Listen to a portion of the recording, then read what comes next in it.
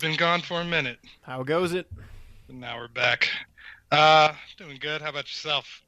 Not bad. We're gonna call this the old 5 minute startup right here. This is what do we call the show again? The Infinity Warm Ups. This is the Yes. November 6th edition. We're gonna talk about Iron Man Iron Man 2. 2. Is there a Iron Man sub? 2. Is there a subtitle for this movie? No, just Iron Man 2, I believe, right? Yeah, Should call nothing it. special. Nothing wonky. Should call it Father's. No, I got nothing. Literally the words. Before we get into Iron Man, I don't think we can go the whole thing without talking about Thor, right?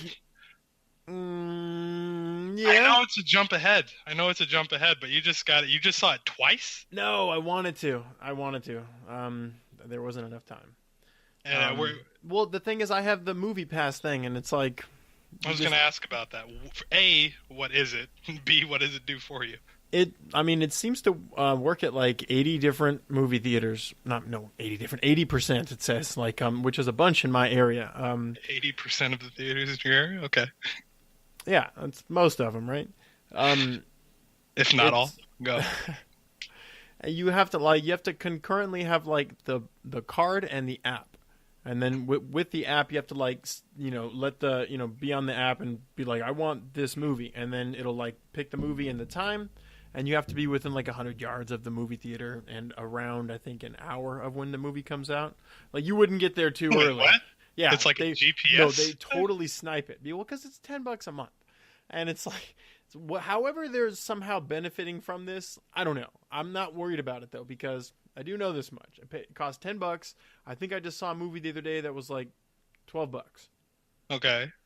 So wait, so Well, it's free as I long as just- you're paying the $10 monthly charge to wait, does it go through Cinemark or are you paying the app? No, it's okay. So you pay like your payment on the app, and then so when you arrive at the movie theater, I was just like, look, I want to see 11:40 or 11:20 Thor. This movie theater, and it was just like, and then it was just like checking, okay, and then it says the card we gave you is preloaded with the full price of a ticket.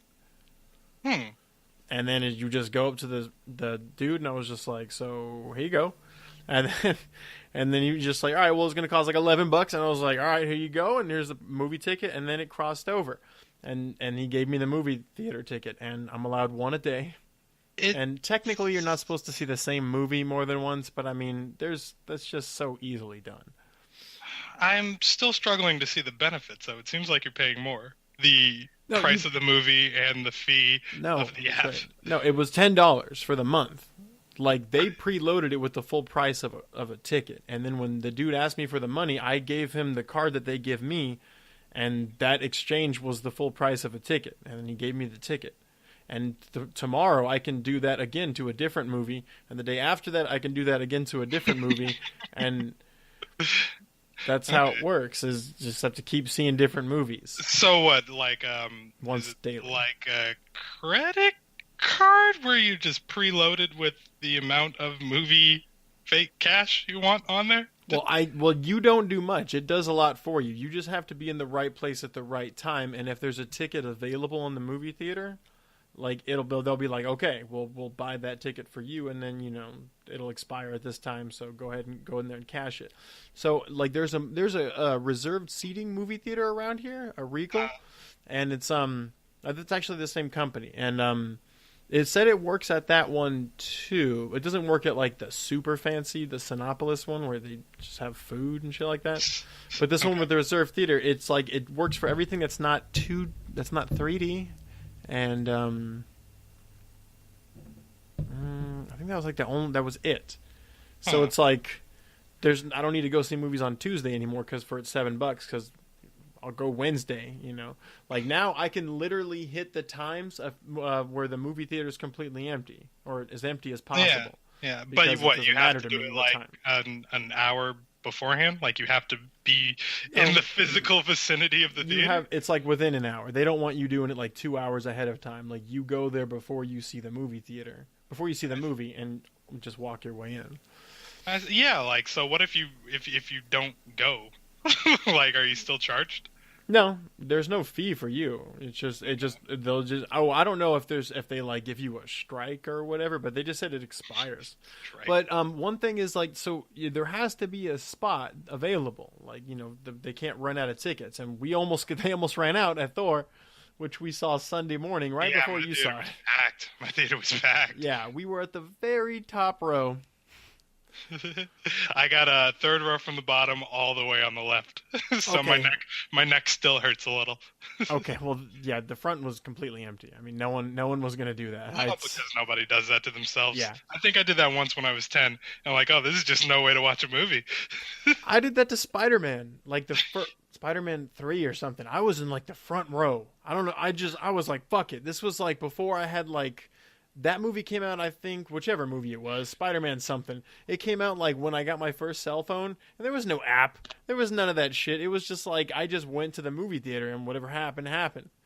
And like they had spots left, they were just all in the front row, and I just spent the whole movie like this, with my neck just completely cranked to the right. It's awesome over there on the right. What's happening over there? Is he Venom yet? Yeah. Can't tell. So yeah.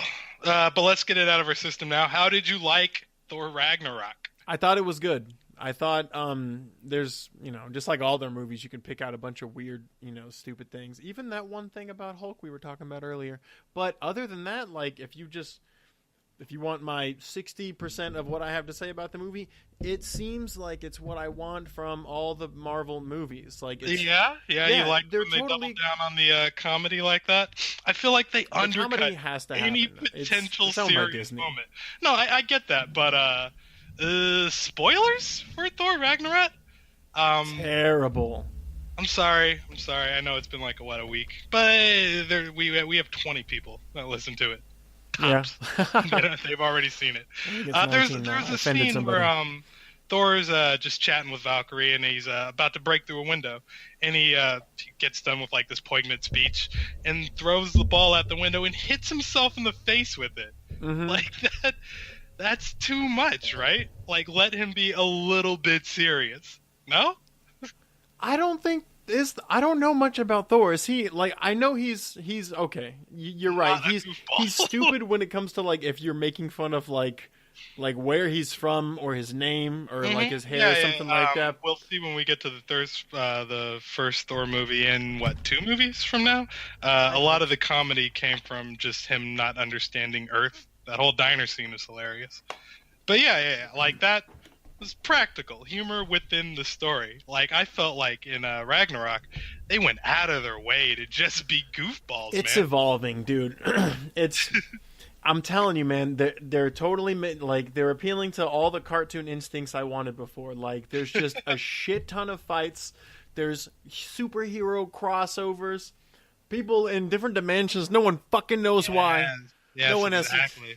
No one has one idea why Hulk's there. Strange spoilers for Thor Ragnarok. That strange cameo in the beginning was just perfect setup for Strange being completely under control of his powers and can now teleport you just wherever he wants. By the way, in the universe, in the multiverse, Earth, Mars, and Thor didn't seem wise about it. Thought that was kind of weird. Is that kind of magic different in some way than Thor's magic? What do you mean? Like Strange is a wizard. Thor is a god. I know, but okay, his hammer. Okay, this is where we find out how little I really know. His hammer is enchanted by magic, is it not? Yeah. I thought he was too. But as far as his teleportation abilities go, like I think they set up pretty good that he can travel to the Rainbow Road on Asgard. He can get there and then other points, but like I think you have to stop at the Rainbow Road. Like you can't just Doctor Strange it and go anywhere in the world. Yeah, he obviously has way more control, but like Thor is his Hulk. Like they're the brawn. They're not the smart guy at all. Like he's the strongest from where he comes from. That's why he whoops everybody's ass, because he's from a time where everybody's a Viking and the only thing to do is whoop everybody's ass. And he's the best at, he's the second best at it, because I've been reading some Wikipedia. And motherfucker, like Wikipedia and the movie. Odin, god damn! Like, I know well, they never go over like what he's done exactly, like, 'cause he's always just this old character, and it's like, that's just my dad. well, yeah, So, but you can pick from a basic Norse mythology to see how uber broken Odin is. I don't know that they're using all the same dynamics from that kind of mythology, though. I Well, mean, yeah, they don't have his owl or anything, but the point remains. He's Papa Thor. He's way I guess better. okay, so even that's something we can dig into on another podcast. Is what's up with like isn't there's like okay, so there's Ares and Hercules. They show up in the Marvel comic universe, right? Hmm. Yes, but those are Greek gods. If I, golly, You're right. Yeah. you're getting me pummeled. You're getting me pummeled online. Yep. But yeah, no, Hercules and the other guy you just said, Ares, the Greek god of war, and Hercules is a demigod of some ancestry that I should know. Of Yeah, Zeus? different from the Norse gods. From Zeus, right? Thank you, that one. Yeah. Okay. But Iron yeah, Man. you want to okay, you want to push forward. Well, what did you think about the movie? No, I really liked it. As much as I knocked the silliness of the jokes, they went big on that one. I really like that they're doing instead of like protracted fight scenes with a lot of quick cuts and I kick you, cut away to you falling through some whatever. They're going with a lot of styles. So like the film was super colorful. Mm-hmm. And instead of doing all the aforementioned kicking and punching, they just go with like a super like just set them on fire, set it to music, and just have them fall through. Like that was a good way to power through the action sequences in a way that's palatable for adults. I'm not saying all my sensibilities are that mature, but I thought it was cool to go style over protracted fighting. I think you're right, but I always feel like it just I mean it's obvious that it differs like from director to director, not that I know any of them, but I also feel like we mentioned this before, it kind of just who's the center character here? And then it just kind of unwinds from there. So if it's like What do you mean? It was obviously Thor's movie. No, I'm not. I wasn't. It was rhetorical. It was like, I was saying like, all right, so whose movie is this? And then you just kind of spin backwards from there. So it's Thor. Like he's not Captain America. He doesn't need to know how to fight. He's not Spider-Man. Like so, you shouldn't be seeing these super quick scenes, and that's why they're so good. Like Black Panther. Like he's super strong, but a lot of his strength comes from how fucking fast he is, and it doesn't matter to Thor. Like Thor is, I don't need to be faster than you to be stronger than you. Like that's why I'm relating him so much to Hulk, because to some degree him and Hulk are the same character on the Avengers. The main difference is I guess like Hulk overall just kind of can overpower characters like that Thor can't, but Thor has that flight and lightning ability that like no one else seems to have. Yeah, I did like that running joke when they were in the spoilers for Thor Ragnarok. Shut up. When they were talking about when he was trying to get access to the Quinjet. It's like strongest Avenger. Come on. Nothing. Yeah.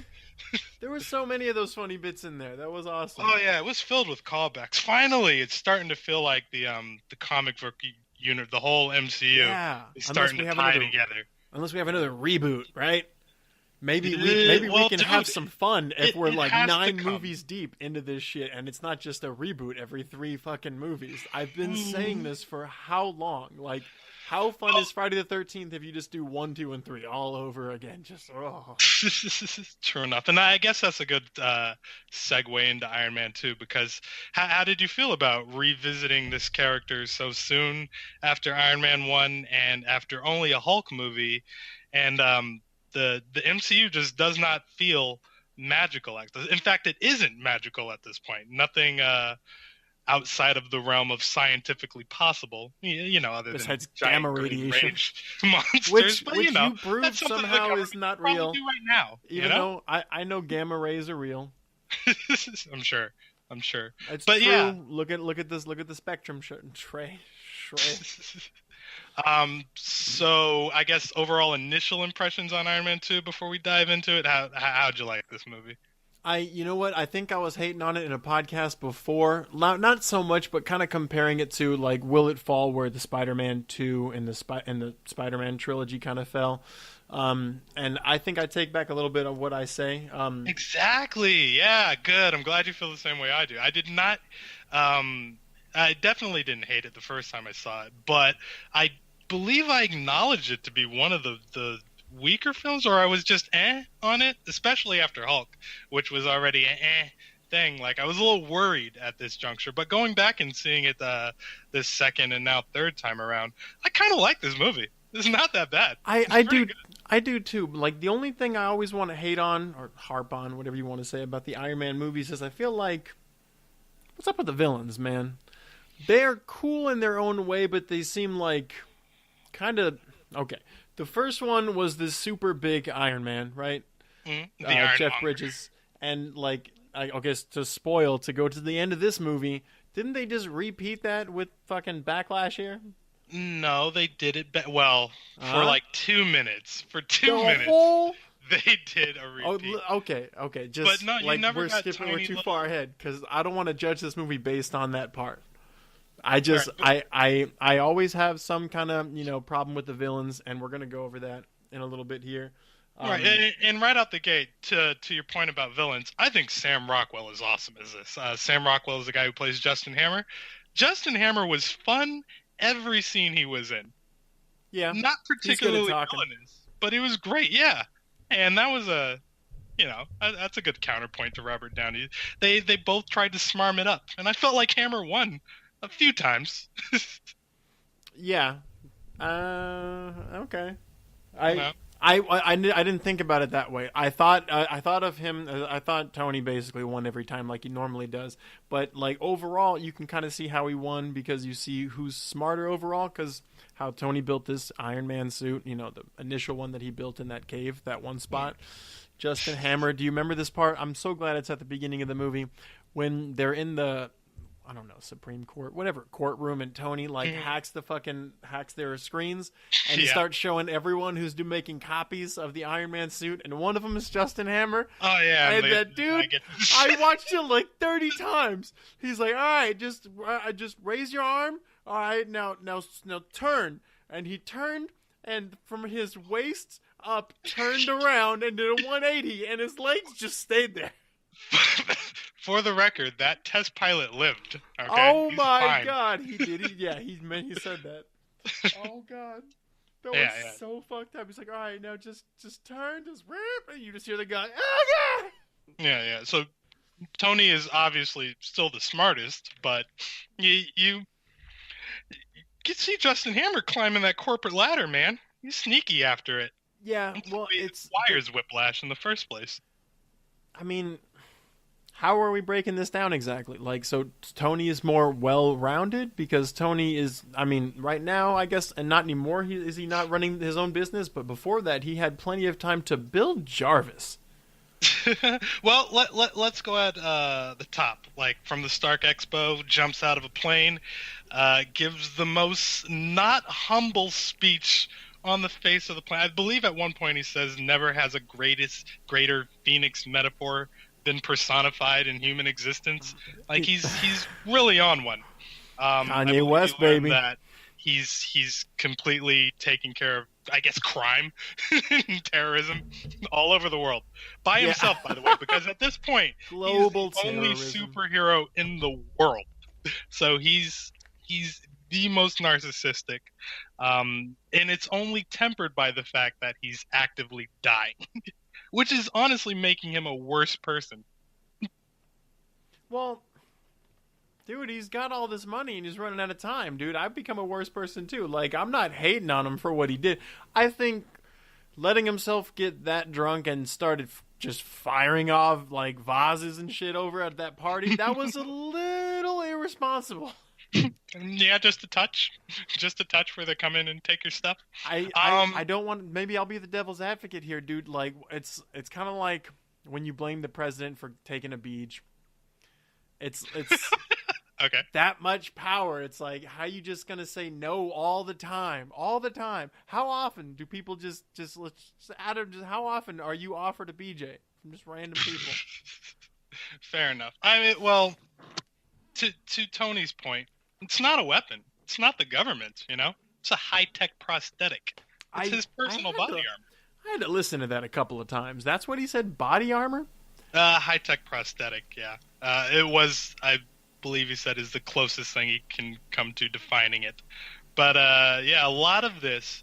I do want to go back a bit to the drinking. Hold on. Kate Mara handing him the subpoena. Kate Mara, one of the hottest chicks in the world, but Kate Mara, Sue Storm, makes an is that appearance. Who that is? Yes, she's the Sue Storm from the newest one with her when her brother was black. The awful one, yeah. Okay, I did not know that. For the listener, he has it on in the background and is just shouting out any gorgeous women that happen to pop up on screen. Did you look that up? Is that how infatuated you are with her? Do you not know who Kate Mara is, dude? I do not. But I do recall her from that craptastic Four movie. Well, before that, it was like American Horror Story, and then she's also in House of Cards. Son of a gun, that's where I recognize her. Okay. Yeah, that movie starring that guy who just came out of the closet. Poor guy. I heard it's over now. They ended the show, right?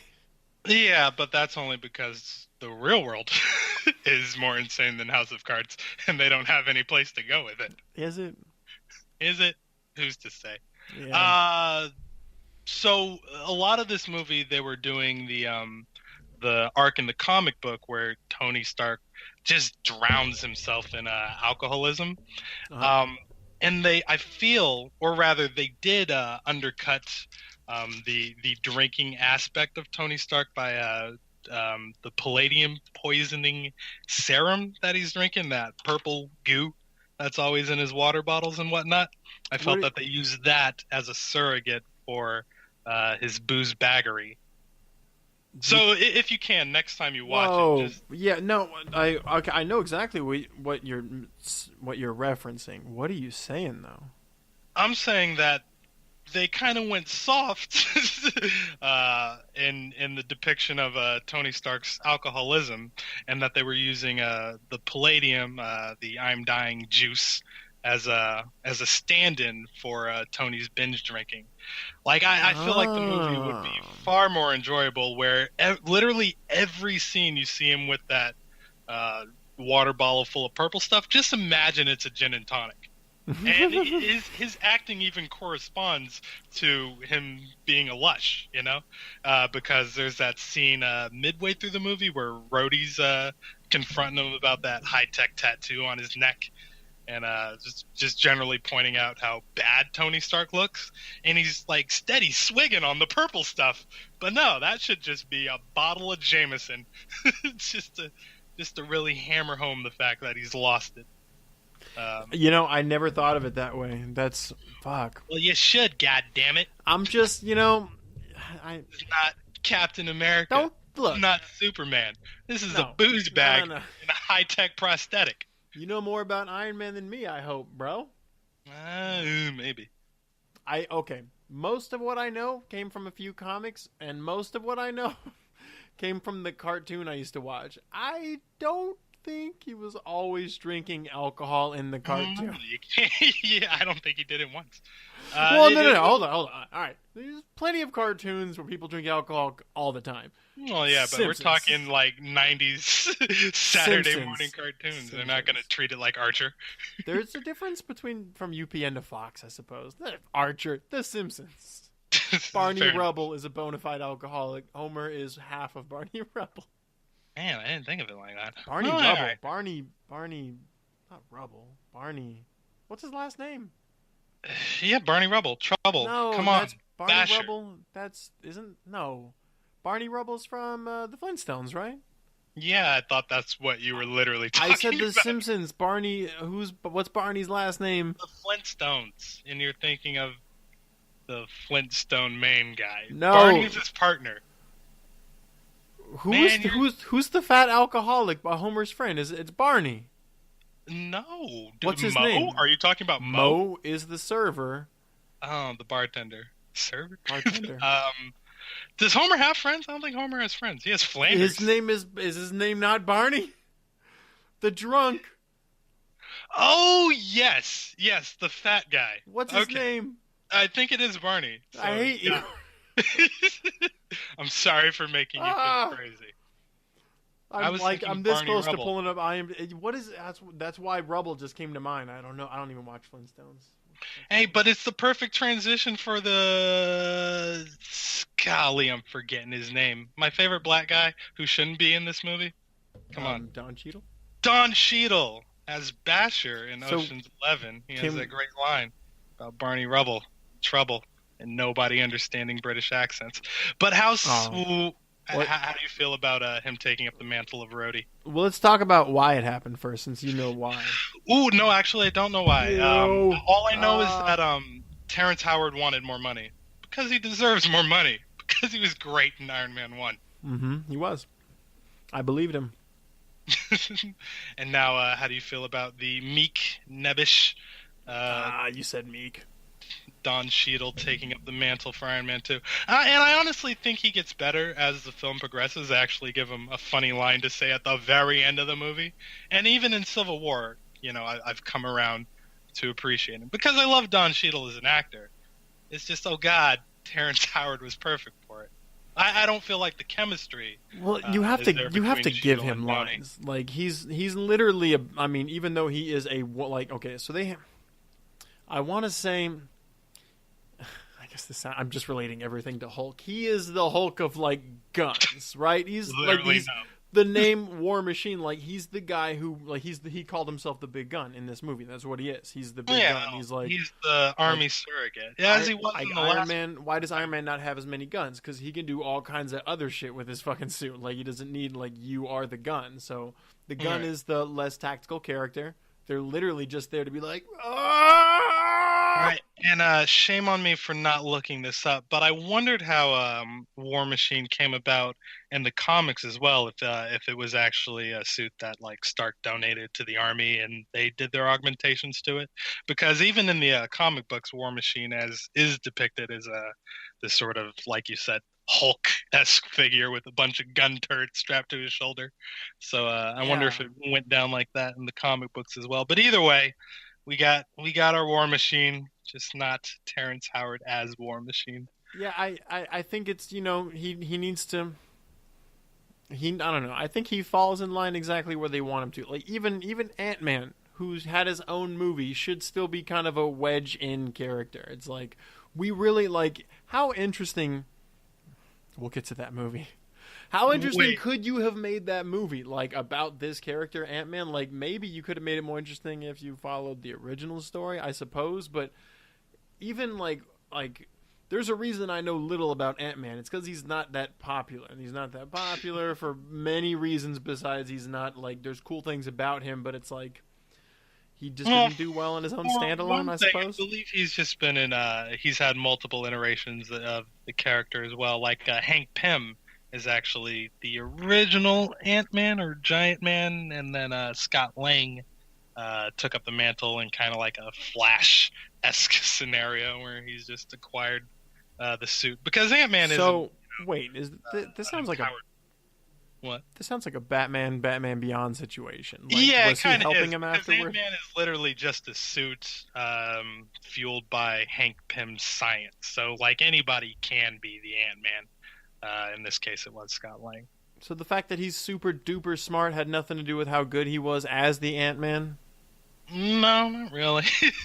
I feel like that helps a lot of these characters out. Like Iron Man isn't just this guy who's in this costume and he knows how to use the costume. He's fucking smart as fuck, and he's going to find some way to use technology to save his ass, or just like to take over your system. I think that this movie focused so much on Tony Stark. Like, there's very little Iron Man in this movie. And that might have been one of my gripes with it, watching it the first time around, expecting a big old superhero extravaganza. But instead getting more, I'm telling you, who are his villains? That's what I'm saying. That's why he's not flying. Okay, if it was Spider-Man, you just pick a thug, and it's like, yeah, just hang him upside down for this scene, and we're just gonna move on. It's like Iron Man has to go take some shit out that's bigger than him. Yeah. Where are these villains, Trey? It's an issue. It's an issue. I agree. And pacing issue as well. Like I don't envy where this film stands, because it has to be, a sequel to the wildly successful Iron Man, in addition to being a prequel for the Avengers, Like, who wants that job? This film was destined to fail, but, Robert's portrayal as Tony Stark, or RDJ, Downey, I gotta stop calling him by his first name. RDJ Downey. Carry the movie. Almost to the point where I feel like a lot of this script is improv. There's so many scenes of people talking over each other. Robert Downey Jr. and Gwyneth Paltrow specifically did their lines at the same time in most of their scenes.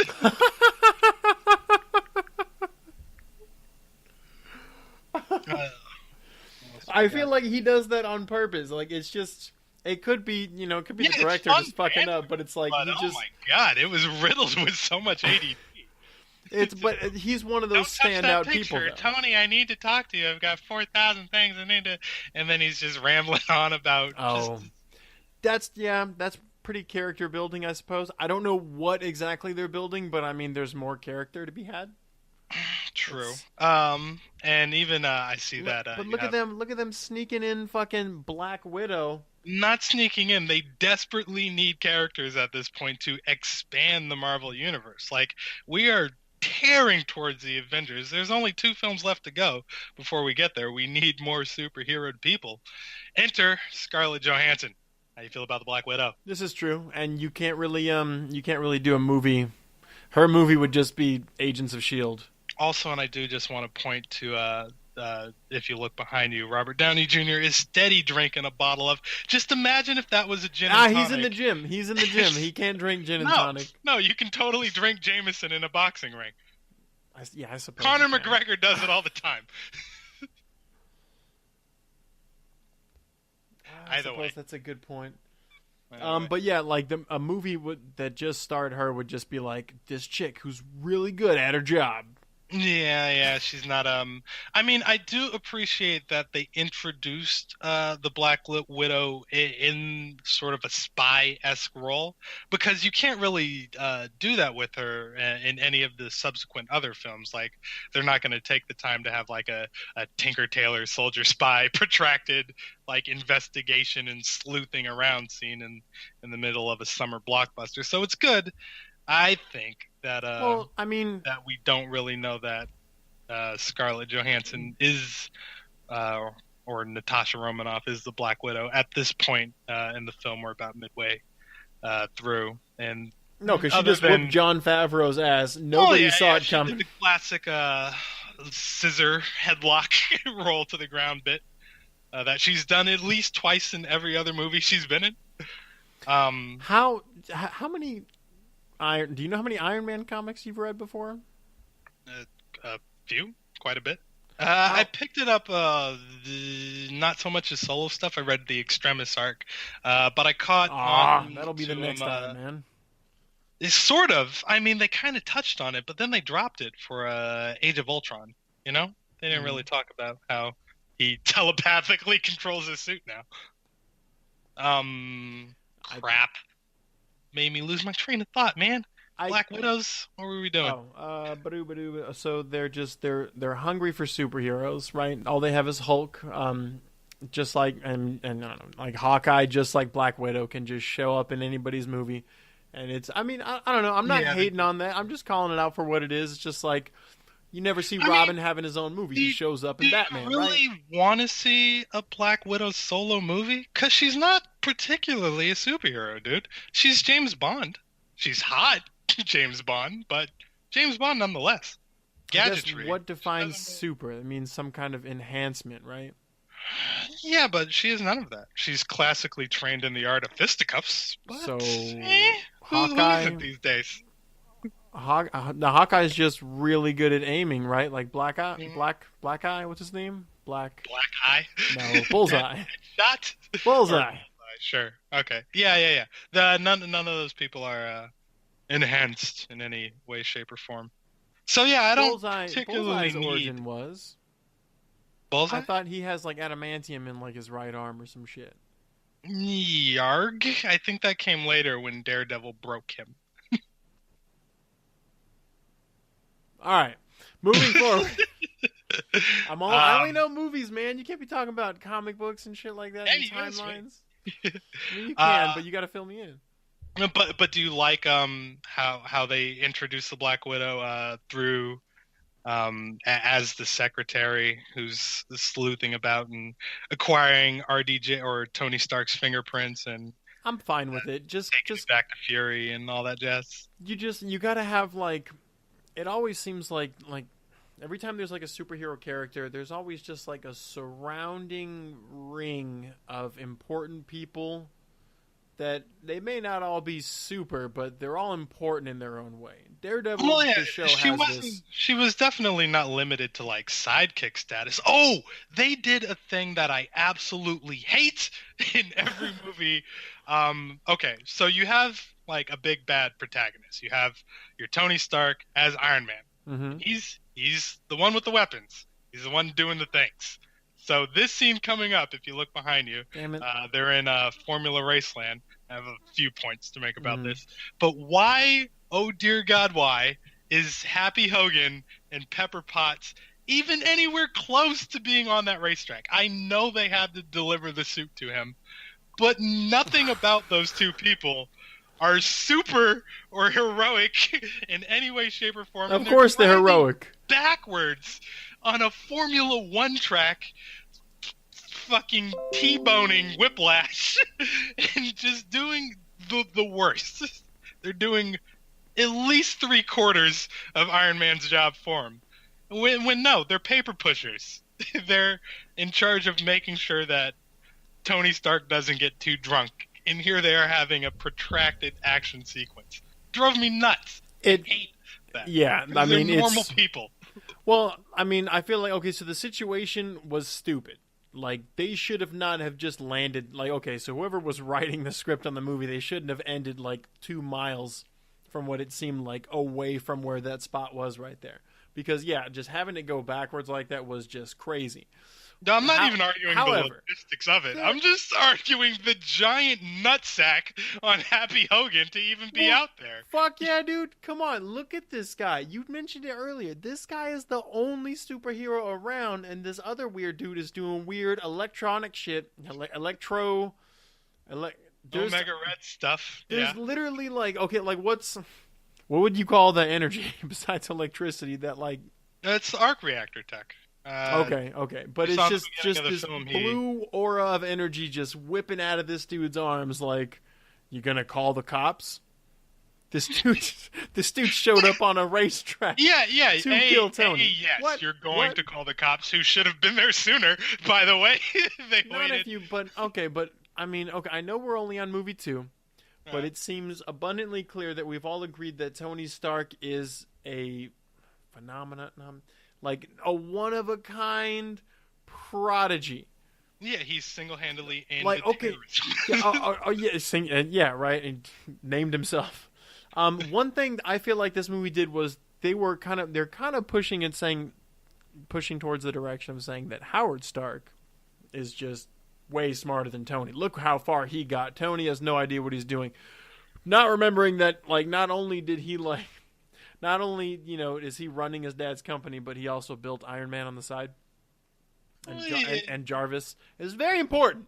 It's very important because how many people have a computer like Tony Stark? I just want to make this clear. Do you see what he's doing? Like, how many other... Does Spider-Man work on a computer like this? Does Reed Richards' computer work like this? I think maybe... maybe it does, actually, in Fantastic Four. But have you seen anyone ever do... Like, Iron Man set this shit off. I don't know if any other movie started this, but his computer's just this three-dimensional universe around him physically, and he can just grab things and slam dunk them in the trash can. Just, like, tell his computer, just grab that, scan that, expand that. I'm trying to remember if Minority Report came out before this, but both of them use that same sort of touch screen. Like, you gotta, like, rotate your wrist to do all kinds of, like you said, throwing things into the trash sort of thing. I don't think I've seen the movie you're talking about, but I know I've seen this in other movies before, but there's, like, a redundancy to it, like... What Tony Doug is... Yeah, I think I was listening insane. to a Radiolab podcast or something where they were talking about how inefficient it would be to like work your computer like that if everything were a hologram, all that wasted motion. Also, there's people who just can't do that. Like, it's a lot of aerobic work to expand, contract, throw this here. Yeah, lose the hedges, get rid of the parking lot. But see, that's what I'm talking about, is like, so those things, those little quirky things are kind of cool, but everything else is fucking insane. Like, his computer system tells him how much fuel he has. It, like, runs scenarios for him. Just like, yo, man, this isn't gonna work. Hey, just put all the energy into the thrusters now. Like, he just tells his computer to do shit. Like, there's nothing that's literally, it's Alexa, but more like, what's that bitch from Halo? Cortana. Paul Bettany as Cortana. You see what I'm saying? Like, all we've come up with, and not me, but we've come up with was, Alexa, play this. And I'm sure, I know there's defects. I know it plays, hello, is it me you're looking for? Sometimes when I'm not looking for Lionel Richie. But, like, he tells this to do shit for him. Like, he looks, I know when he looks at his blender and he tells it he's going to donate it, I feel like it gets it. I feel like it understands it. It makes a sound that's just like, you're supposed to be jealous of Stark Tech. He is the best at it. Now, are you trying to say that Howard Stark is the originator of it? Because I will admit that sequence in the middle kind of confused me a bit, like a lot, where he creates a new element. Exactly. They kind of like woo-wooed that whole part where he's just discovering a new element. And that's pretty fucking big. Like, I mean, right? I'm like, whoa, go back. Explain this. I mean, I'm not gonna get it. This new element is non-toxic, and it works just like the old element. Just what the fuck? Yeah. I thought that was that was a little neat. I think if you want to like look at like what's literally just unbelievable, like the scene where he built that element. What's up, babe? Oh yeah. Oh, we're not even editing this part out, are we? Hold on one second. Yes. You gonna go hang out with your friend? Yeah. Oh, that's so sweet. All right, babe. Hit me up on my phone. Yeah, that's fine. What house? Okay. We're professionals. Where was I? I do want to go back to this racetrack sequence, the one that's going on your screen back there. No, what are we talking about? Not even to harp on Happy and Pepper for being just superheroes in their own right. I want to talk about how Robert Downey Jr. even got in that car in the first place. I'm sorry, Tony Stark even got in the car in the first place, because he's not like you can't just show up to a Formula One race as the owner of like the fucking Viagra mobile and being I want to race now. I swear, dude, it's like you don't get it. Like it's a cartoon, Trey. It's not everything. Like all the sense that it made, they showed you if you watch it. Like I guess he was really close, and he was just like, yeah, I'm dying, and I'm Tony Stark, and my name is known around the world, but and you see how I have a lot of money on top of that. The car is like, no. Oh yeah, I'd be pissed too. I place third in the standings, man. I can't let you take down. My career's on the line too, buddy. You can't just. It was out of control, but let's look at it this way. That's the scene they chose to set it off. True. I mean, a lot of ridiculous things had to happen to get to this fight scene. Well, because Ivan had to know that he'd be in that car. Like only the audience found out like seconds before it happened. Right? And like he just wandered in. Oh yeah, it was a blue car, whip, blue car, whip. That's red car. Why was he even in the pit crew? Like, did he just know that Tony Stark was feeling especially suicidal today? Oh, I know that Tony Stark. Oh, this man I never met his father, but he worked with my father. It was this weird kind of Russian accent. It was like this crazy they were trying to do, what's it called? Like a rivalry they were trying to do, like because their dads worked on this project together. Oh yeah, they were definitely drawing all kinds of daddy issue parallels between Vanko and Tony Stark. Yeah, from the start, and I mean, I don't know. Actually, yeah, we should probably talk about Ivan Whiplash. So we're looking at the racetrack sequence. He's being hauled off being crazy, spitting in his face, all that jazz. How if you're okay, but like okay, about this scene. This scene is I had to watch this a couple times too. When they're dragging Backlash back, his shut up. His left foot is behind his knee for like 100 frames. Like okay. And they're pulling him back, and his foot is behind his knee, and his knee is dragging on the ground the whole time. And just now, his foot came up from underneath his knee. Do you know what I'm saying? No, I don't. Good eye, I guess. So if his knee was on the ground, that means everything from the knee down was being dragged on the floor. Righto. And it is dragging him down from the knee down, and then at the end of like that scene, his foot comes up from underneath his knee, and now they're pulling him from his heel. You know what I mean now? Okay. How? God damn it! Like it's like, did they mean to do that? Like that would hurt a lot. Like just spin him over. Just work rolls, man. I don't know what to tell you. There's a scene in this movie called Christmas with the Cranks, where like Tim Allen. Whoa, wait! Why did you watch that? Tim Allen, he's like hanging from like Christmas lights from the roof, and like there's like the fire depot shows up like immediately somehow, and like this white dude and this black dude are going with like a ladder to go save him from the roof, and then like one dude, I don't know, moves the ladder and it hits the black guy in the head on film, and he just rolled with it. It was the funniest thing ever. It was like, oh shit, like he didn't say anything. He got ow. They hit him in the head with the ladder, like with the helmet on. I mean, but it's still like you still feel it, and he just kind of rolled with it. Like, well, that's what normally happens on a scene when the fire department comes to save everybody, is the black dude gets hit in the head, or anybody gets hit in the head for that matter. So you're saying that's what this scene is? An oopsie in editing? Yeah, not nearly as funny, but it just they're dragging him from the knee. I mean, it sounds like you've been dragged a lot of places. I've got no real issue with how they're hauling him off to the police station. This 2.5 hour movie probably took me about 5 hours to watch, because like I'll be watching shit and I'll be like, hey, well, this one not particularly so long. I think the Hulk movie a lot, and then the first Iron Man. I don't know that there were as many spoilers in this movie. Not spoilers, but Easter eggs, I suppose. Oh, no, this one was filled with them. That whole sequence at Randy's Donuts. I'm so bad at being from L.A. What's that all about? Is that actually Randy's Donuts? What's the name of the famous donut shop in L.A.? Come on, fat kid. You know this one. It's Big Brown Donut. Icon.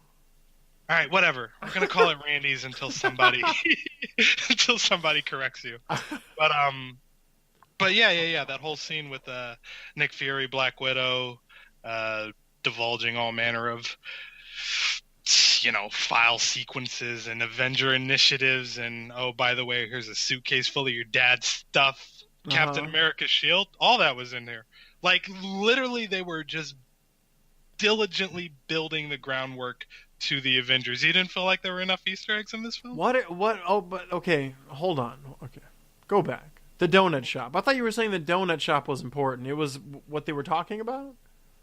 Oh, no, there's a scene, and I know even watching it this time around, I felt like, what's going on in this movie? Like, where are we at to the point where Robert Downey Jr. is still dying, he's got his helmet off. It's totally one scene donuts after another. It's what would happen after a little slow there. And then Samuel L. Jackson comes in to pick it back up. But yeah, that whole scene was for setting up the Avengers, and to give Downey a bit of a cure. That's not for, what I meant by Easter egg. I thought that wasn't hidden at all. We knew what they were because that was what the dialogue was. He said, "I'm not going to join your whatever super sexy boy band," and I thought was an immediate reference to the team. Right. Which at this point, I don't really understand the dynamics of how they want to set it up. Like, it seems like they want Tony Stark as like liaison to the team, like corporate spokesperson to the Avengers. I don't really know what Nick Fury's idea. Goal is. Yeah, and who are these other people? It's like, oh, we got Hawkeye and Black Widow and Yeah, I mean, you're going to be in charge. You've really got the only superpowers here, so we're gonna let you monitor them.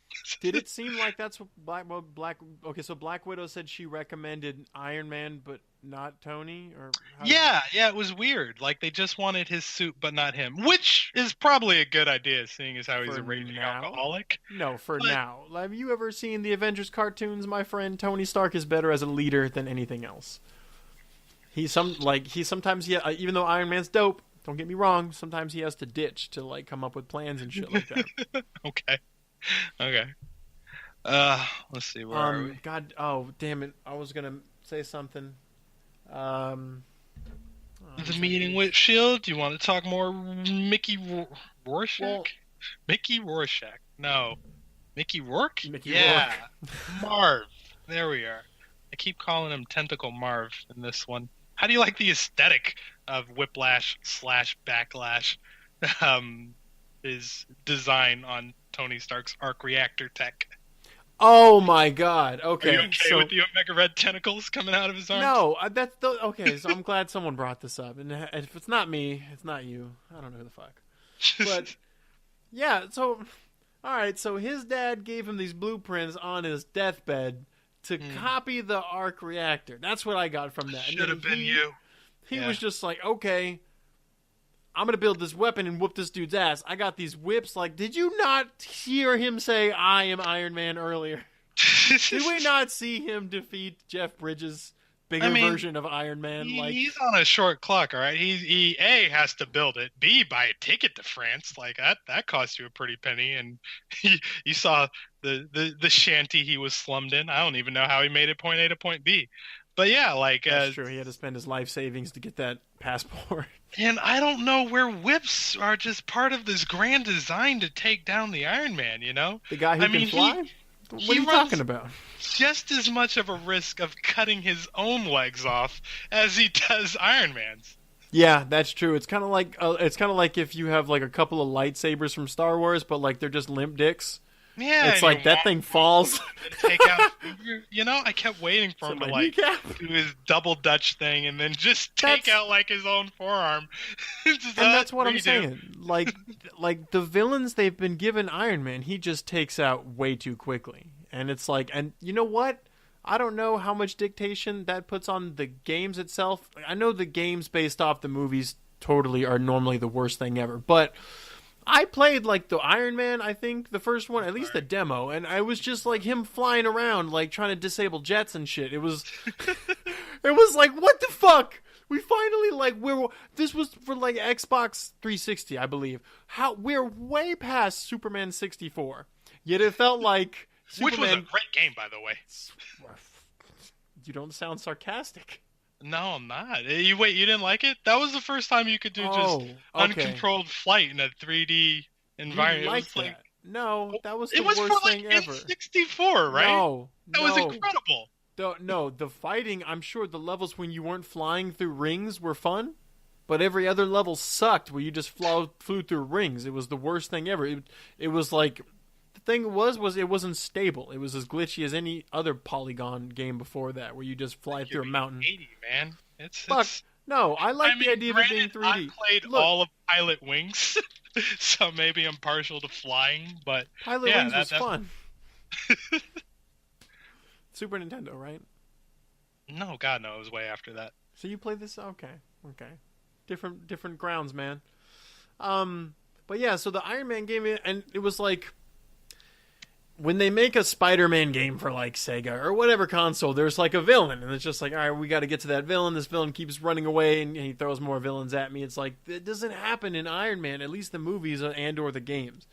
It's like, what did they throw at you in the games? I didn't get that far in the Iron Man game. That's what I'm saying. Since it was based off the movie, they couldn't do much besides expand silly scenes where he's just in flight for whatever reason. It's like, so now it's like flight is like, instead of being like a fun thing that you could just pick up and fly, it's like you have to be in flight for this mode. And somehow that took away from a lot of the fun from the game. But so like I was saying before, when the villains are they just seem to be big, you know, like not Transformers, but mechs, small mechs at that, I suppose. They're just these big things that Tony's going to take out. That like there's I don't know. We'll you know what? No, hold on. No, God damn it, Trey. I'm trying to say things here. I really want to say about the Easter eggs before I said there was no reference to the goddamn Mandarin in this movie. No, yeah, the whole 10 Rings thing is over. He's not fighting terrorism anymore. He's fighting one dude and a business partner of his who's gone completely out of his mind. If we're gonna say that Hulk and Incredible Hulk are two different movies that are not together, and I agree, but like they're completely like separate, right? So like, damn it. Okay, so this is Iron Man 2. Okay. It's like literally like a year later, a day later, whatever. Iron Man happened. We can't say that it didn't happen. And we spent a lot of money on these scenes where this dude's just dusting off fucking rings. And it's like, well, why? If it's not the next episode of Iron Man. I wish it were, but it's the episode movie. And that takes a lot more time. It seems to be 2 years is what they give it. And like before, how we're saying Incredible Hulk with our last awesome podcast about things like what's that doctor? The green-haired guy. I forgot his name. Samson. If they don't use him later, okay, fine. They've already killed that character, or they just decided not to use it.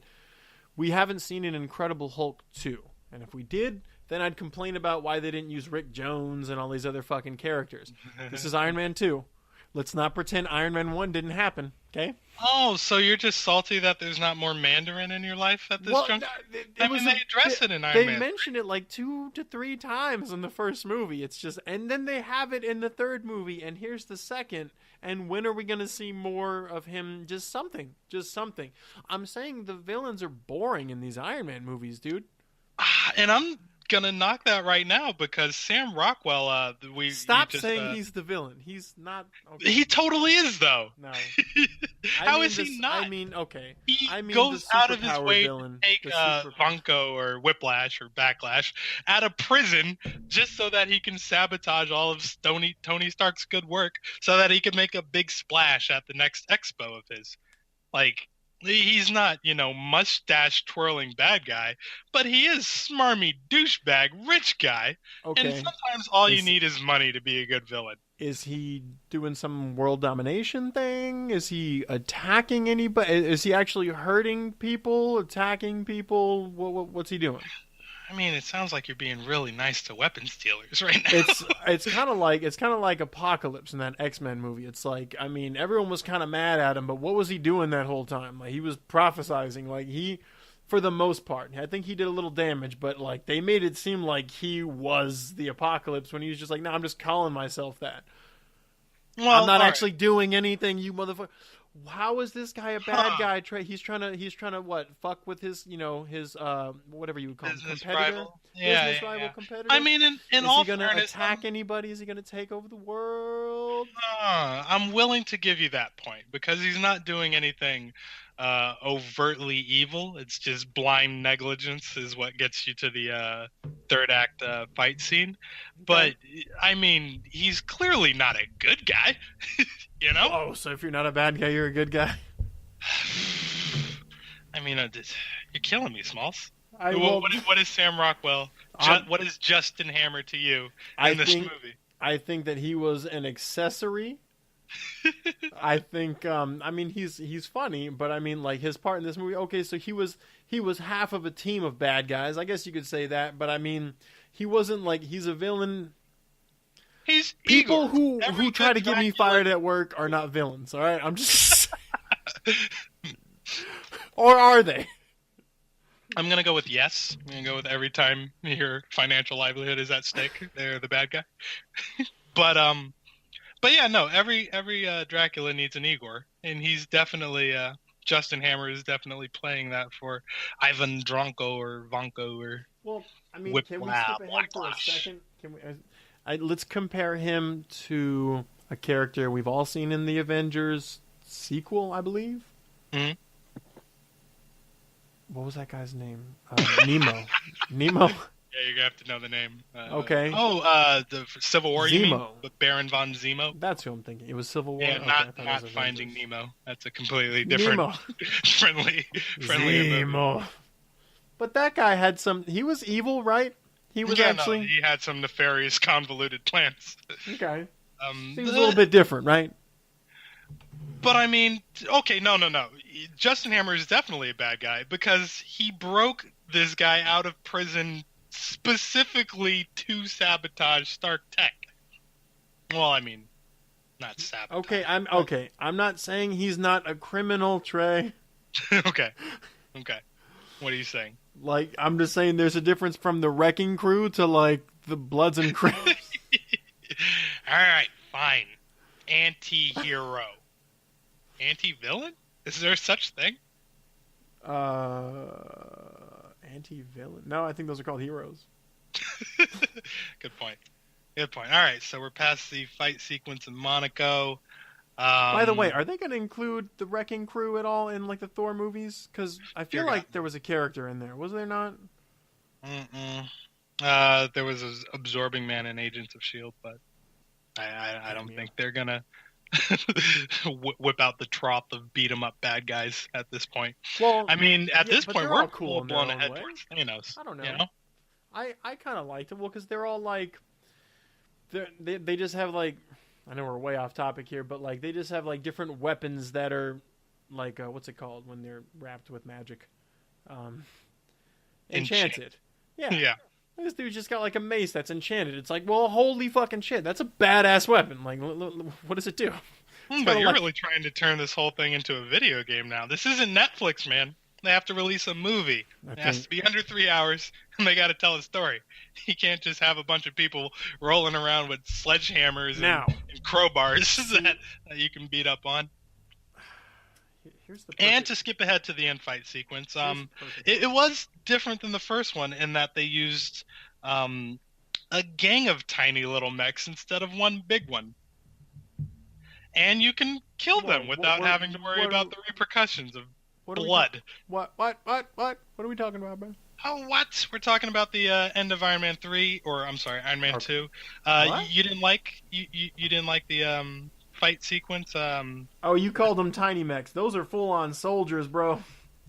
I'm sorry. Yeah, I shouldn't downplay. You made it seem like it was like those little critters from Dragon Ball Z, like those little cells, like when they were pretty badass, if autonomous. They were, but they were small. I was just like, wait a minute, these are like Iron Man's. They were bigger. Yeah, because in that scene that Mickey Rourke and Justin Hammer, they climb up to the helmet to pull it off. Those things are like 15 feet tall. Okay. And I did appreciate how each Army, Navy, Air Force unit had their own little individual thing. Like the Air Force one had those anti-aircraft missile strap shoulders, and then the legs fold down so that they could clamp onto the ground a little bit better. Yeah. Like I thought that each one had their own thing to offer, but you felt like that it was a regurgitation of the same stuff from the first film? Not that part. No, I just meant from the am I sounding really low on the volume here? Yeah, you might have to speak into the microphone. I'll try that next time. Okay. No, I just meant like villain for villain, like not like because those aren't the villain. The like the henchmen, like those they were dope as hell. It was really just when you, I don't know. I think that so Iron Man fought Backlash twice. There was one time when he didn't expect to fight him. He had no fucking idea what he was fighting, and he barely survived to make it to the fight. And even then, I feel like he did a poor job fighting him. Ridiculous circumstances in which Happy had to drive a Lexus onto a racetrack. But it was followed up by good dialogue. See, right after that, like Tony Stark looks at him and he was like, "Were you aiming for me or him? Because I couldn't tell." That was so funny.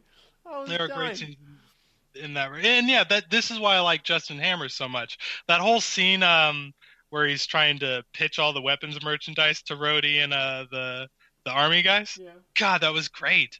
Did it ex-wife look like bit?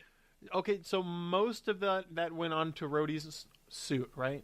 All of it went on to Rhodey's Not suit. all of it, no. This thing is capable of busting the bunker inside of the bunker. There was the chain gun, there was the ex-wife, there was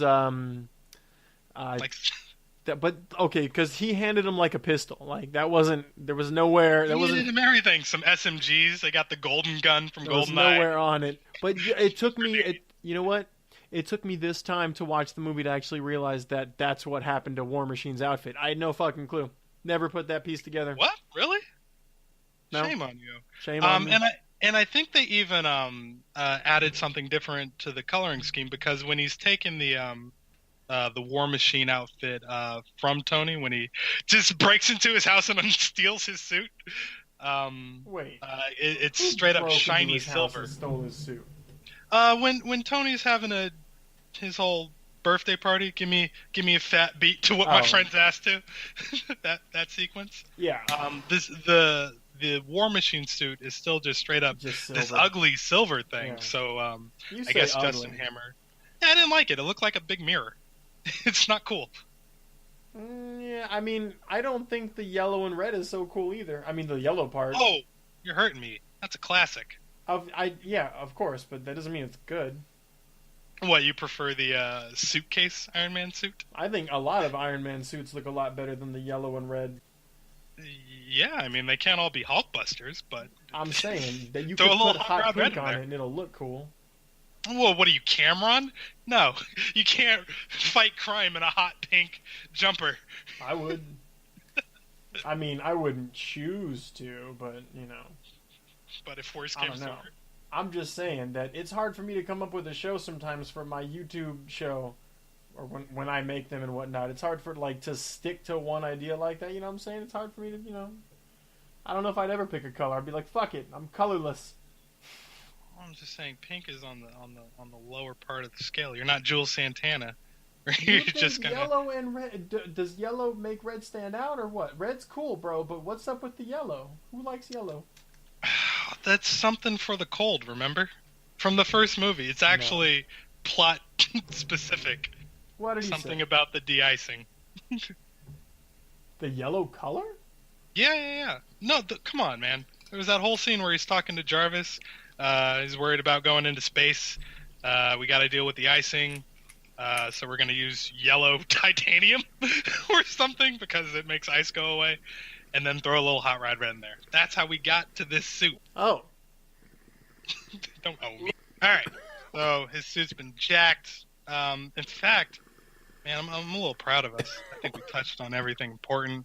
Was there anything specifically that you need mentioned? As much as I do, I like this more than I thought that I would. Definitely more so than the first time I watched it. This film is definitely cluttered. It's so chaotic. There's so many subplots bouncing around with his dad and Arc Reactor Tech, and then they got to introduce Scarlet Witch. I'm sorry, what? Scarlett Johansson, Black Widow. That'd been cool. They gotta make War Machine an integral part of it. How'd you feel about the team up fight sequences? Finally, we got superheroes standing next to other superheroes. Well, let's hold on. Type stuff. I don't know if we touched on everything. There's other stuff we could talk about. But of course. I don't like how they just rushed through how that scene where Tony was having his drunk party and Rhodey comes in and he just hops on. Steals his stuff? Yeah, that was rude. It's not what friends do to friends. Maybe. I don't know. I think it'd be different if you were, like, head of the military. Whatever that means. Whatever rank that is. But okay. I'm just saying. They glossed over the fact that, like, he didn't know how to use the suit. Oh, yeah, there should have totally been a 30-minute training montage. See, why you gotta hyperbolize like that? They should have just showed him in some other scene trying to fuck around or something like that. That should not have been that scene. Because he rolls up like he knows how to use this suit. He can fly. We saw Tony Stark have problems with that shit. Yeah, they did have to expedite a lot of stuff. I mean, I felt the same way about Jeff Bridges towards the end of the first Iron Man. Oh, yeah. Like, same thing for fucking Backlash. I mean, they got these just huge, just new mech suit. Because Backlash didn't have that at first. He just had this suit. Hey, man, not everybody's going to get the Tony Stark treatment. It's been established that this is how the suit works. We got a solid 45 minutes of Iron Man for that. Now it's kind of just osmosis, where everybody knows how to use the suit. Man, I'm not saying 30 minutes later went by and here's what was going on. It just seemed... I'm sure it was very clear that was his first time doing it. In like a tutorial video. Plus, there's that scene in the diner where he's talking to Nick Fury about, I kind of let him take it, I wasn't gonna stop him. I'm dying. Let him have the suit. In fact, it's actually a good character moment for Tony Stark to let it seem like Rhodey made out with the suit, because at this point he has not been cured yet, correct? Or he still thinks he's Tony. Here's the thing: is nobody won that fight, but Rhodey was standing first, and Tony couldn't have stopped him. Well, but you'd imagine that there would be some fail safes. Computer shut Jarvis. Exactly. But because Tony knew he was dying, he figured it would be best to leave his technology in the hands of a friend. So I'm okay with that. Like one of many suits. I'd like to see some in the future. I don't know, actually. I like the idea of him having a variety of different suits, but I guess as far as the cinematic universe is concerned, he hasn't had too many missions where he's needed to go out of space. No, he's a one-man show at this point. And what is the next film that we're gonna do? It's Captain America, right? Oh, I haven't looked. It's either Captain America or Thor, and both of those films are sorely needed in this one, because there's really not a lot to the Marvel Cinematic Universe at this juncture in it. Like the show Supernatural on TNT has more cosmic and super-esque stuff, parallel dimension crap happening in it. Are you watching TNT? No, God, no. I don't even have cable. I think you're trying to gloss over this podcast, man. Like we're done over here. I don't know. I think what's up with S.H.I.E.L.D. having a possible antidote for Tony? How'd they get to that before him? Yeah, it was like, what did they call it? Lithium dioxide? I don't know how that cures palladium poisoning, but this is me not being a scientist. Are you serious? Okay. That's what they called it? Yeah, and if you want to rewind and turn the volume up, you literally just missed that scene. I'm watching the TV behind you more than I am watching your face. Where is it at? But no, they just injected some junk into his neck. Dude. Tony's like, just give me like 3 bottles of that. But it turned out not to be important. Trey. Because he synthesized a new element. Yeah? Tony's so smart? Oh, shit. Let me tell you something, Trey. I think I found this out a long time ago. I don't think lithium dioxide's a real thing. Man, do not... I refuse to engage in a periodic table argument with you. I'm just not going to present myself as that tone deaf to science. Well, come on, man. I was in chemistry class, and I was like, I saw this movie, and I was just like, lithium dioxide. What the fuck does that? And it's like, it's this. So it's for sure a real thing? No, it's not. It's not. Oh, okay. Dioxide. It's okay. The thing is they'll never call it that because it's an ionic compound. Ooh. And it won't be lithium dioxide. It would be some. Oh shit! My computer's falling. Look, man, the extent of my scientific knowledge is the mitochondria is the powerhouse of the cell. That got me seized on all my science papers. Oh, wait. See, I don't know if you're right. I don't know what you said. Whatever it was, this sounds really familiar. I remember I took this to my teacher, and I asked her for extra credit, and she told me no. That's when I stopped caring. It must be so hard for you. I'm so sorry. But yeah, I just got a flashback. I hope I didn't just sound too stupid there. That'd be... Trey, where's this scene, bro? I'll allow it. Oh, I'm sorry, what? Am I going too far back? No, it's the donut sequence. So yeah, a little bit before this one. Right now, they're trying to shove his head into something. More Sam Rockwell being great, by the way. There it is. Like All right, for the problems of the film, I felt like the comedy carried it in a way that Thor Ragnarok's comedy kind of detracted from the film. Do you know what I'm saying?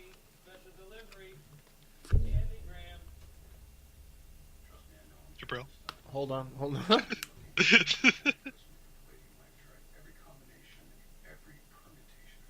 Turn that up. Put it on the mic. You haven't tried them all. You're killing your audience, man. Oh, man. Well, I could always pause and edit. But you won't. Bam! Maybe this isn't Lithium the movie. dioxide. You can hear that? Yeah. Get out of my headphones. Yeah. So whatever lithium dioxide does, it takes the edge off that high tech nonsense going up his neck. But either way, it turns out not to matter. This is just a way for Nick Fury to be cool and helpful. Ooh, how do you feel about Nick Fury showing up in full this part, not just as an end credit sequence? How do you feel about Sammy Jackson, Nick Furying it up? I don't know. I like Sam Jackson. I'm not a big fan of Nick Fury, but that's just because I have this real plain way of looking at Marvel Comics, whatever you want to, the Marvel comic universe. I'm not a fan of anybody who's like not like enhanced, like trying to fuck with other people who are. Like, anytime I'm watching X-Men and there's just these people that just go, fucking mutants, get them! And I'm just like, whoop they ass. Yeah. Fucking tear them up. They're so racist against you. They're just jealous, man. But Fury does have the might of the entire American military backing him. Hell, international police community. I don't think S.H.I.E.L.D. is particularly an American organization. So yeah. He's got the resources of all the world at his disposal. That'll let you go up against an Iron Man, I imagine. You got a helicarrier, man. Oh, no. You got a helicarrier. Okay, I'm not saying he's scared of Iron Man. I'm just, I'm trying to say how I look at him as a character. Like, I like him for who he is, but now you got to also understand, I read this one comic book this one time that had Nick Fury in it. In fact, he was one of the main characters. I guess it was like a revamp, though, of him and Agent Coulson. So any of my opinions is based off of this. Okay? Yeah, that's your... what happened was... You know he's supposed to be white, right? Okay, well, I read this in this comic this one time, Trey. And what happened is Nick Fury had a kid. It was some lady who's overtly black. Okay. This is his kid. His name is not Nick Fury. He's, let's see, I think he went in the army and he had a friend, and he was just a bona fide badass. He was basically raised, he was a superhero without knowing it, because Nick Fury gave himself this injection because he had this, I don't think it was a superhero serum, but probably related to that for some reason. He didn't know what to do with it. He couldn't keep it away from anyone, so he injected himself with it so he'd know he'd keep it safe. And I guess that made him a little super, but that also passed down to his kid when he had a kid. His kid was basically Spider-Man growing up. He went to the army, him and his friend Phil. And some shit happened one day where someone from their past was attacking them. He found out. Someone had his dad captured. He found out his dad was Nick Fury. Is this a comic book or a cartoon or a fever dream that you just had? What are you explaining to me? It's a comic book. I'm just trying to wrap this story up from years ago, this comic I read. And so, this black Nick Fury, the son of the real Nick Fury, okay. Him and his friend Coulson, Is this the Ultimate series? Like, I assure you. It might have been a What If series. It might have been a What If series. Who knows? This is the Watcher? Okay. But, so this lady, who had him captured, also captured Nick Fury's son. He had them both captured, and then she carved out his eye. Oh my god, that got dark. It was the same eye, and somehow they broke free and some shit like that. And then at some point, his dad kind of handed him the Nick Fury job, and then he was like, "Well, I want to appoint this dude as my bodyguard, fucking Phil Coulson." I don't know if that was his name, but I was watching it appear, and I was like, "That's why he's black. That's his son." Okay. Yeah, less that. I think he's only black in this one because Ultimate Nick Fury is black, and Samuel L. Jackson is just too cool not to be in a Marvel movie. Plus, he's not aging anytime soon. He'll be 50 kind of for the next 30 years. 60 something, right? He's probably 60 something, but he's still 50. You know what I mean? 48. Like, no, look at him. The clock is still running, but he's been 50 for like 10 years. He'll be 50 for another 20. That's all cocoa butter, man. We just take care of our skin so well. Something like that happened to you, but in a different way. Shame on you. For me, it's cigarettes. I got frown lines. Well, you haven't changed in the last 12 years. 20. I haven't known you that long. Something like that. I'm happy where my hairline is. All right. So that's Nick Fury. That's Black Widow. Those are 2 extra people. But after that, I kind of like Phil Coulson a little more. Otherwise, fuck this dude.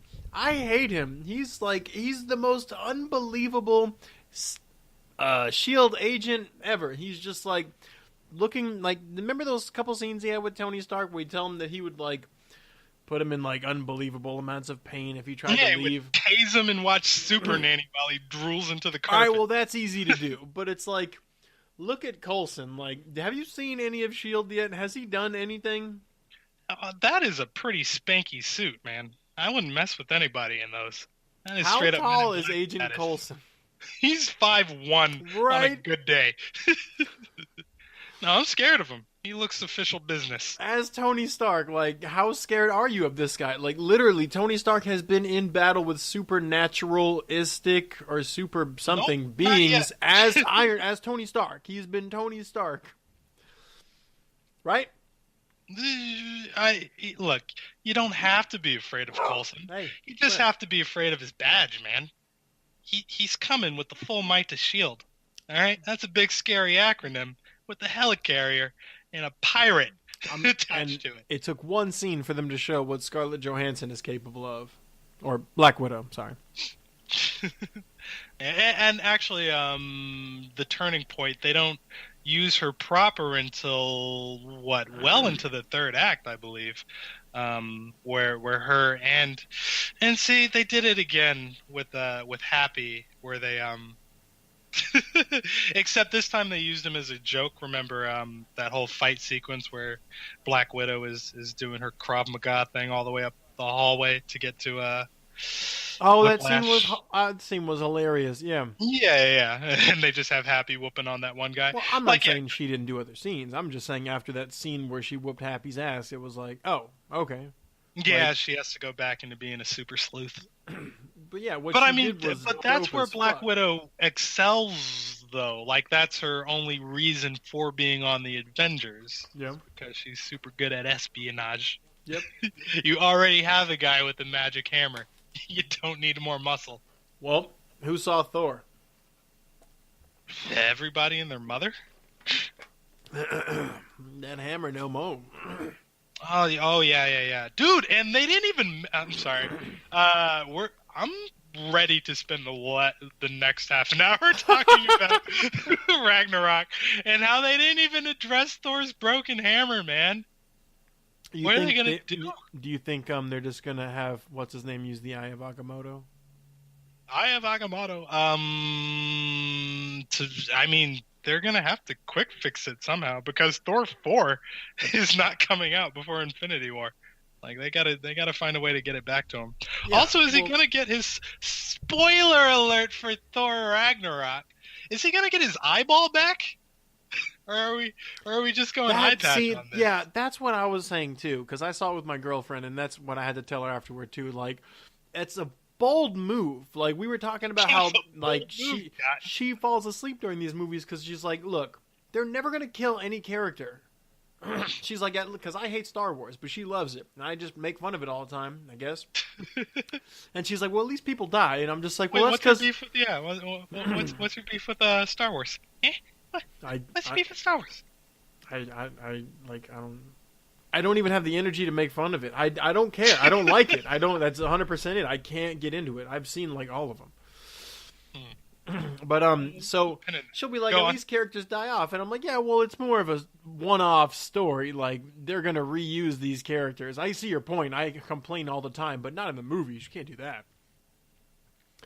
And so I was saying that's a bold move to just carve out his eye. First of all, that was very easy for her to carve out his eye. Like, Hulk did this thing where he jumped up like 150 feet.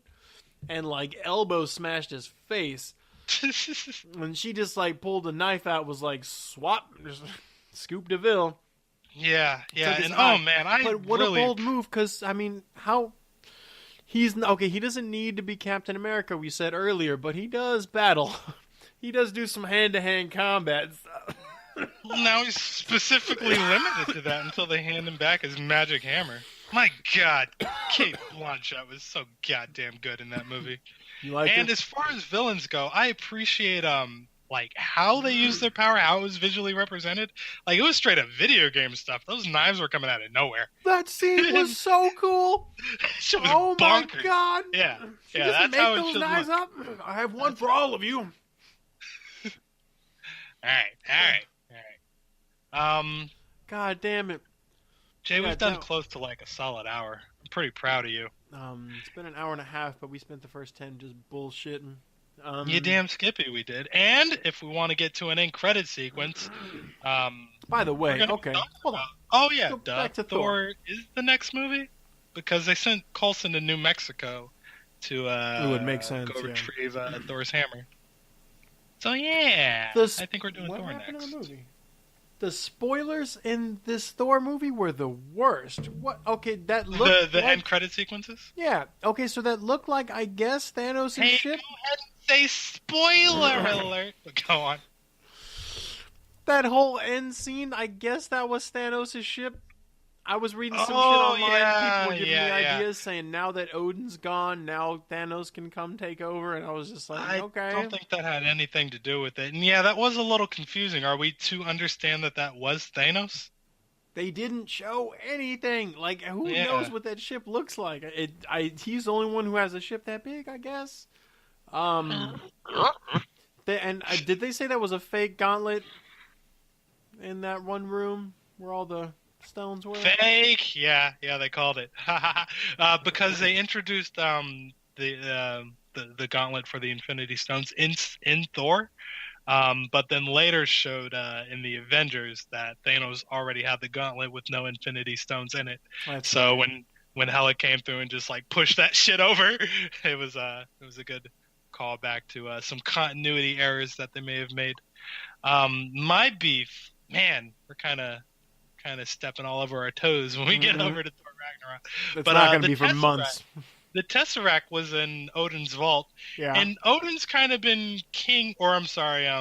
Loki has kind of just been chilling as king of Asgard for how long? For a while now. And why is he just now surprised to see the cosmic cube chilling there? Yeah, they made it seem... Did they show the Tesseract twice? In that same scene, because like they walk past it, you see that, you see the crown, you see that again, and I was like, "Is there a third? I need to see the movie again. Is that a third thing?" No, they just showed it twice. They really want you to know it's important because it's winding down, son. It's almost Infinity War time. Also, like I was under the impression that when Thor was like, "Hey, go get that crown," I thought he told Loki to put it on. No, they were trying to bring about Ragnarok to stop Hela. But either way, it seemed like a whole Loki move, right? to wear Surtur's crown? Why not, dude? Are you serious? What? Who needs that? It's kind fucking of power? Loki. Are you? He is like. He's the god of mischief, not the god of the underworld. The god of mischief. This guy Fair will enough. take anyone's throne, and he's the top guy to do that. That's what that means. That means there's plenty of other people that are like him that aren't as strong as him or cool as him or, as immortal as he kind of is. True, and they're both. Yeah, I believe that all the Asgardians are immortal in some way, shape, or form. I mean, they can. I mean, they killed off Odin. He's a frost giant. What did he die of, actually? Old age? What killed Odin just then? His daughter was coming back? No.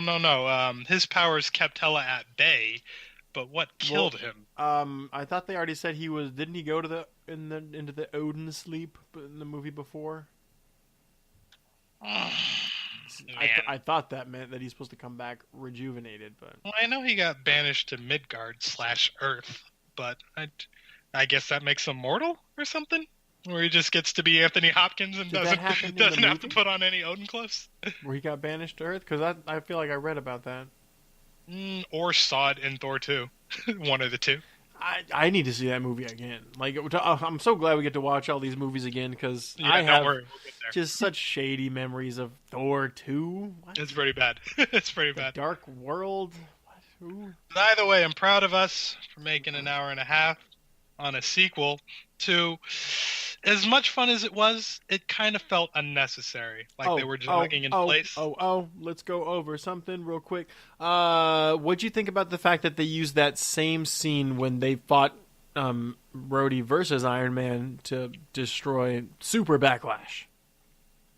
That callback to hold your hand out type bit? When they just blew, just to set a sonic boom off in his face. Yeah, I'm surprised that didn't take his head off. But yeah, that was cool. Teamwork. It's always nice to see teamwork. That's why we have these movies. I thought it was pretty cool. Yeah, this is the first on-screen depiction of characters working together to achieve a goal. So yeah, I was a huge fan of that. I just think it happened way too quickly, and it was end scene. What you thought that the they took out all the droids. Whole last half hour is nothing but fight sequence. There's a lot of dialogue in between. There's that dialogue when they're talking about where to fight, and he's just like, "Yeah, you're in the kill zone. You want to be up here in the high ground," and then they just end up. Yeah, that was a reprieve because it just escaped like 100 droids. Why is it you have time for everything but the important shit? The fight scenes, man. I'm telling you, they defeated Super Mega. We're gonna call him Super Backlash. They just it was way too quick. It was like, at the same time, like if it went on any longer, then you would have just totally had Ironmonger flashbacks. Ironmonger? Is Jeff Bridges from the first one. That's why I feel. Well, I guess it's either that or you take him apart and you pull out the cords. And just the android just stops on his own. That's what I'm saying. It's kind of boring to me. It's really kind of boring. That's why I'm really hoping that in Iron Man 3 we have a good Mandarin. Yeah, you won't let me talk about that until we get to Iron Man 3. Tell me, did you hate it or did you love it? Part 2? Iron Man 3, the whole thing that we're not spoiling until we get there for some odd reason, even though we broke all of Thor Ragnarok. I hated it. Really? Not the whole movie, no. Just but just that one specific aspect of the Mandarin. That was such a letdown. It was really that was 100% a gag that could have been like. You come from more of the cartoon background than I do, but I know that they used Mandarin kind of heavily in the cartoon, right? What cartoon was that? The Super Friends or something? It was just called Iron Man. Oh, it was called Iron Man. Yeah. Okay. It was kind of like, I guess this one's a little bit more nerdy, but I was kind of bummed. Was it Avengers movie? Was it Avengers 2? Where they made reference to those other super soldiers that they made after Captain America? Yeah. And then they just went and killed all of them. And I was like, yeah! You had 5! You had 5! Yeah. I just shot him in the head. They're all dead. And it wasn't important. It was about a civil war. You didn't need them. All right. Jabril, is there anything else you want to touch on? Well, the movie stopped. I kind of didn't. I was really just hating on the other just what they did with Thor. I feel like. Okay, what were the after credit scenes in here? And we got to mention who was Stan Lee. There was just one, and by the way, there was two. I like it when it's just for Iron Man 2. Is there just one? What was the other one? Don't they always have two? Trey, now I'm gonna have to fast forward through this shit. You damn skippy you are. I thought all they did was reveal Thor's hammer. Yeah.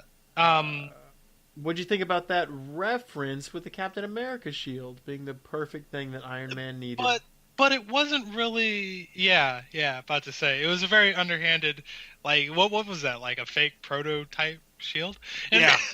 In fact, why would he even have that in his closet? Why is that a thing? It was a really gaggy kind of thing. Yeah, it was cute. It was cute. I liked it. It made in fact, I do specifically recall, if I go way back in my memory banks to 2010, everybody in the theater that I was with was like, "Oh shit, Captain A!" But yeah, it just didn't make sense. It was like a toy reaction. Yeah, it was like maybe he in his youth he bought a Captain America shield. Sure, why not? But it was half finished though. It was like broken in and it was coiled. Well. Like a decorative. I feel like ornament. The prototype was half finished, but it wasn't like made of metal or anything like that, right? It was. No, it was the blueprints were done. Pretty much, but even then, he wasn't really involved in building any of some Captain America stuff. That reminded me of something I wanted to talk about earlier. That I thought that was kind of a little unrealistic when Tony Stark was when he was making that element. Like, see how heavy those pipes were he just had running through his house? What about synthesizing a new elephant did you find unbelievable? I'm sorry, element. What about making a new element did you find unbelievable? You can make a new element, Trey. You just gotta have more protons? Yeah, that one. Right? Yeah. You need to rip out the electrons. Floor. Yeah, you gotta have more electrons. Point a laser to the center of something. Add an electron. No, I mean, man, we're not scientists, Jay. You don't know. That's a thing. It took, he'd have to get all that stuff really leveled out, and it just seemed kind of difficult for one man to do. Hey, we're going back into hardware mode. No, sometimes I feel like he's Forge from X-Men. Yeah. It's the making of the new element did not bother me. But getting there, the point where he's like moving the he took his father's design. How far are those laser shooting? Is it like beyond the property? Oh no, he definitely killed at least 3 people a few countries away. I don't know what stops lasers that forge new material. It'd be nice to see though. Just see the frame where it's like, oh, right here. That's where it stops. That's where it stops killing everything it touches. Yeah, that's pretty bananas. But no, I'm pretty sure there's only one end credit sequence. I don't know why you have to fast forward like you're watching a VHS tape in 1996. Well, because this isn't like a DVD. This is like my TV is playing this little hard drive I have that has all my movies and shit. Mm-hmm. Not a lot of TVs. Not a lot of TVs can do that. Can yours? I mean. These are the options. Like, you only have a couple fast forwarding options, but it plays everything. Like, it has its own DivX player in the TV. Ah, we're living in the future. I just plug this thing in through the USB port, man. Proud of you. But no, it's a good TV. For Iron Man, for the Hulk, and for Iron Man 2, I believe there is only one end credit sequence. And you're saying it's just the hammer? Just Phil Coulson showing up in New Mexico, cut to Thor's hammer, smash cut to the rest of the credits. Boo, boo, boo, boo, boo. You can quote me on it. $5. What about Stan Lee? Where was he in this movie? Stan Lee appeared as he was exiting the Stark Expo. As Larry King. As Larry... Yeah, no, what? Yes, you are correct. And he actually looks like Larry King too. Yeah. Who else did we confuse him with, by the way? Hugh Hefner? Golly, well, I guess if you look at it that way, he was playing Hugh Hefner. It just seemed like when he turned around, he was like, "I'm not who you think I am." Like, he literally said, "This is Larry King," and then like you see like him fucking. I feel like there's a delay, but then you see him show up. So maybe I don't know. I don't know how it works with movies and TV shows and shit like that. Like, If you say this is Larry King on the episode of The Simpsons, does it have to be Larry King vocally? I don't know, but either way, they didn't give him a speak line. It was a super fast scene. Yeah, but I have the power of this device, and okay, so what's his name? They got that one guy who looks really ugly, who's just hating on Stark the whole time to pin them as Knights of the Round Table. I do know this name, the Senator Stern, and he's important because he does show up again in Civil War. He's actually a Hydra agent. Spoilers. So it's just what? Seriously, just that? Are you serious? Oh, come on, man! When did they start picking up and doing 2? God damn it, Trey! What's the next movie? But here's the thing. I don't like having to guess when I can walk out of the theater. I know. How do you feel about multiple? You don't have to guess. No, once they started doing 2, it was 2 every time. They've done Guardians of the Galaxy is straight up like 3 or 4. Like the movie doesn't end. Well, but they just after Lord the of the Rings it up. After the credits, like there's one more. That's all you know. I don't know. Some of them weren't making sense. Like you see Howard the Duck in like more than one of them. Yeah. The one with Doctor Strange. Okay, so they opened up the Thor movie, but all they did was blow it. It was just 100% like the same footage. Ooh, yeah, and they did the same with Civil War as well, or whatever the film was before Civil War where they showed Bucky Barnes' arm in that little metal clank thing. Yeah. So I mean, at this point, there's not really a lot left to tease, you know? I guess you can just go ahead and use footage of your upcoming film.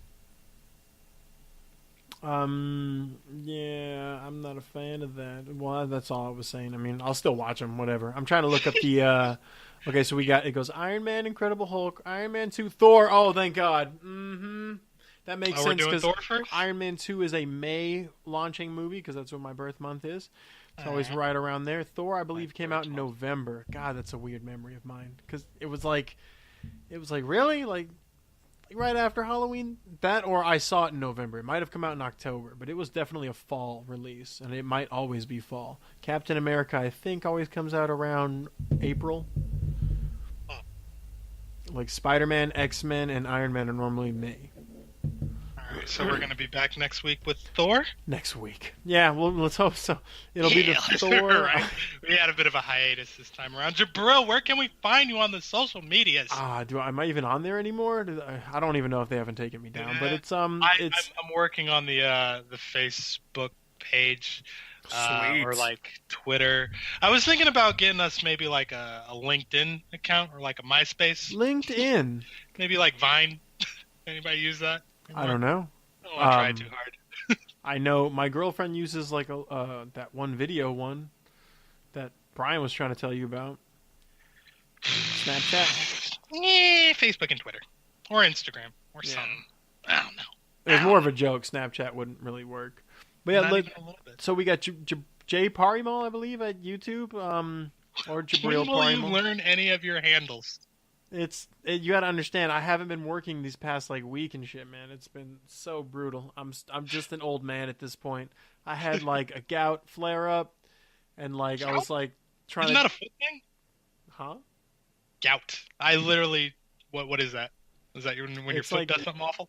The foot's like the first response to like when you're eating, I don't know, too rich kinds of foods, whatever. Like your body has like this Wait, certain. If you eat too much candy, then your foot falls off. I don't know that it's candy. But it's just this certain buildup comes around like your joints and they inflame and it's your foot and it hurts to walk, and hurting to walk just puts problems everywhere else. Jabril, try to be 30, man. You're not supposed to be falling apart like this. I'm actually fast. It's Monday, so I'm fasting. So I'm doing a good flush right now. But sometimes when I go hard, I go fucking balls deep, man. I just fucking go crazy, and I'll let the holidays control. And be like, oh man, dude, it's November 13th, man. It's the holiday season. Let me get that chocolate. But I was on my way to recovering from that, and that just put a limp in my walk. And then I was going to a theme park at the same time because it was just my anniversary came by and it was Halloween and shit. And you couldn't get like a Segway or anything? I don't know that I wanted to do that Universals? to my girlfriend. I was like, no, I'm young. I'm young. I'll walk. You could have had her push you in a stroller or something, man. Honestly, she encouraged it, but I assumed it would be an ongoing joke for later, and I didn't want to deal with that. Fair play. But yeah, right. So Jabril Parimal or 0414. It's never 0414. Asterisks. Jabril Parimal. It's my Facebook that has my Twitter. It's just J Parimal. It's got YouTube on there, SoundCloud. I got the Is It Just Me podcast. I haven't been recording recently because I have to take back this. I haven't seen the new one up yet. Yeah. And Jabril, when are we going to be on iTunes so that the rest of the world can listen to us? So that I don't have to point people to Spreaker. No offense, Spreaker. Thank you for holding us. Thank you for giving us an RSS feed, Spreaker. Dude, Brian mentioned someone who can help us get an image, man. We could do it without the image, but we could do it without the image and it'll be like mine before where it had just a whatever, like a picture of my computer. And then get the image. This is Trade Talk now. Say goodbye. Say goodbye and I'll talk to you off air. Trade Talk. All right, let's go ahead and, where's the stop button? Deuces. Peace.